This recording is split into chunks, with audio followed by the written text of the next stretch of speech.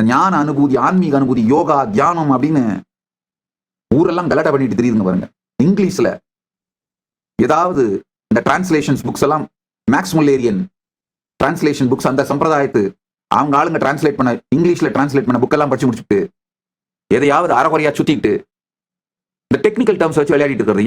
அம்மா இதுங்க பண்ற அலப்பறை இருக்கு பாருங்க, இதுங்க பண்ற ரவுடிசமும் கூத்தும் அலப்பறையும், ஐயோ, இது எல்லாமே இந்த ஜென்சிக்கு உங்க ஆர்கன்ஸ் முழுக்க டாக்ஸிக் எமோஷன்ஸ் ஸ்டோர் பண்ண வச்சிருதுங்கய்யா.